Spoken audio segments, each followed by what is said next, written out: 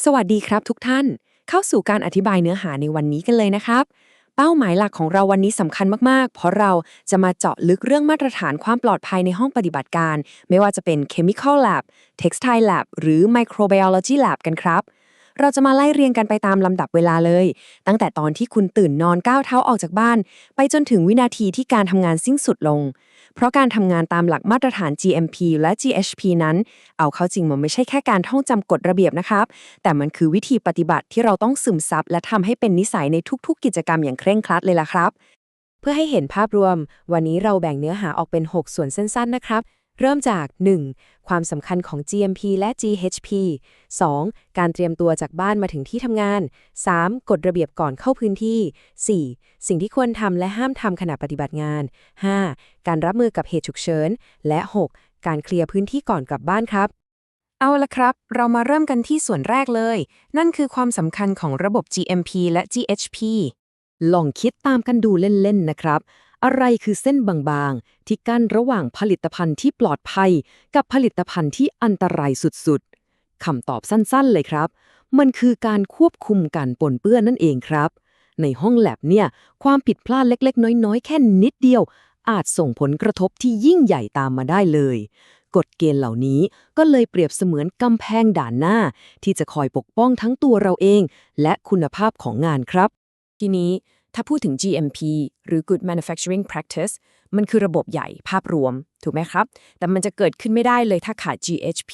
หรือ Good Hygiene Practice คิดซะว่า GHP คือรากฐานของตึกครับเป็นโปรแกรมพื้นฐานด้านความสะอาดของสภาพแวดล้อมและตัวบุคคล พูดง่ายๆคือถ้าเราไม่มีสุขลักษณะที่ดีเป็นพื้นฐาน ระบบ GMP ก็พังไม่เป็นท่าครับ เข้าสู่ส่วนที่ 2 กันเลยครับ การเตรียมตัวตั้งแต่ก่อนออกจากบ้าน ลองนึกภาพเปรียบเทียบดูนะคะพนักงานคนหนึ่งเล็บสั้น ตัดสะอาด สุขภาพแข็งแรงเป๊ะ กับอีกคนทาสีเล็บ ต่อเล็บปลอมแบบจัดเต็ม หรือกำลังมีอาการป่วย ร่างกายของเรานี่แหละครับ ตัวดีเลย มันคือพาหะเคลื่อนที่ที่พร้อมจะพาการปนเปื้อน เข้าไปใน Microbiology Lab หรือ Chemical Lab ได้ง่ายที่สุด ดังนั้นความสะอาดส่วนบุคคลจึงเป็นเรื่องแรกที่ต้องตระหนักเลยครับ เรามาดูเช็คลิสต์ง่ายๆ ก่อนเริ่มงานทุกวันนะครับ อันดับแรก มีแผลไหม ถ้ามีต้องปิดด้วยพลาสเตอร์กันน้ำสีน้ำเงินเท่านั้น ทำไมต้องสีน้ำเงิน ก็เพราะมันเป็นสีที่สามารถตรวจจับด้วยเครื่องตรวจโลหะได้ไงครับ นอกจากนี้ถ้าช่วง 7 วันที่ผ่านมาบังเอิญไปสัมผัสใกล้ชิดกับคนที่เป็นโรคติดต่อ ต้องรีบแจ้งหัวหน้างานทันทีเลยนะครับ ห้ามปิดบังเด็ดขาด ถัดมาส่วนที่ 3 ครับ กดเหล็กก่อนก้าวเท้าเข้าพื้นที่ทำงาน พื้นที่ทำงานของเราไม่ได้เหมือนกันหมดทุกจุดนะครับ เราแบ่งเป็นโซน A ถึง D โซน A นี่คือไข่แดงเลย เป็นพื้นที่ High Hygiene ที่สุด เพราะตัวอย่างต้องเปิดสัมผัสอากาศ ถัดมาก็คือโซน B C และ D ที่เป็นออฟฟิศทั่วไป การที่เราจะเดินข้ามจากพื้นที่ทั่วไปเข้าไปในโซน A มันหมายถึงเราต้องปรับ mindset เพิ่มความระมัดระวังให้สูงปรี๊ดตามไปด้วยครับ ขั้นตอนก่อนเข้าโซนควบคุมนี่ต้องเป๊ะตามลำดับเลยนะครับ 1. สวมหมวกคลุมผมให้มิดห้ามมีปลอยผมเล็ดลอดออกมาเด็ดขาด 2. ถ้ามีหนวดเคราก็ต้องคลุมด้วย 3. เปลี่ยนเป็นรองเท้านิรภัยที่สะอาด และ 4. ล้างมือด้วยสบู่แล้วเช็ดให้แห้งสนิททุกครั้ง ขั้นตอนพวกนี้ออกแบบมาเพื่อสกัดสิ่งสกปรกจากข้างนอกให้อยู่แค่ข้างนอกครับ อ๋อ แล้วของพวกนี้นะครับ ทิ้งไว้ในล็อกเกอร์ข้างนอกให้หมดเลย นาฬิกา แหวน ต่างหู อาหาร หมักฝรั่ง ยา แก้วพลาสติกกรอบๆ ปากกาที่เหน็บหลวมๆ หรือแม้แต่เหรียญ ห้ามเอาเข้าไปเด็ดขาดครับ เพราะสิ่งเหล่านี้คือความเสี่ยงทางกายภาพระดับต้นๆ ที่อาจร่วงหล่นลงไปผสมกับตัวอย่างงานของเราได้แบบไม่รู้ตัวเลยล่ะครับ ผ่านด่านเข้ามาในแลบแล้ว มาถึงส่วนที่ 4 ครับ ข้อควรทำและห้ามทำระหว่างปฏิบัติงาน กฎข้อนี้สำคัญมากครับ องค์การอนามัยโลกหรือ WHO เขาย้ำไว้ชัดเจนมากเลยว่า ห้ามบุคลากรใช้มือเปล่าสัมผัสกับผลิตภัณฑ์กึ่งสำเร็จรูป หรือตัวยาสำคัญโดยตรงเด็ดขาด กฎข้อนี้ครอบคลุมทุกแลบเลยนะครับ การที่เราไม่ไปสัมผัสตรงๆเนี่ย มันคือการปกป้องตัวอย่างไม่ให้ปนเปื้อน และในขณะเดียวกันก็ช่วยเซฟตัวเราเองจากสารอันตรายด้วยครับ วินวินทั้งคู่เลย ลองจินตนาการตามดูนะฮะ เรากำลังก้มตัวลงไปเพ่งดูตัวอย่างในบีเกอร์ แล้วบังเอิญมีปากกาเสียบอยู่ที่กระเป๋าเสื้อหน้าอก ร่วงสิครับ รออะไร นี่เลยเป็นเหตุผลว่าทำไมยูนิฟอร์มใน lab ถึงมีกฎเหล็กว่าห้ามมีกระเป๋าเสื้อตั้งแต่ช่วงเอวขึ้นไป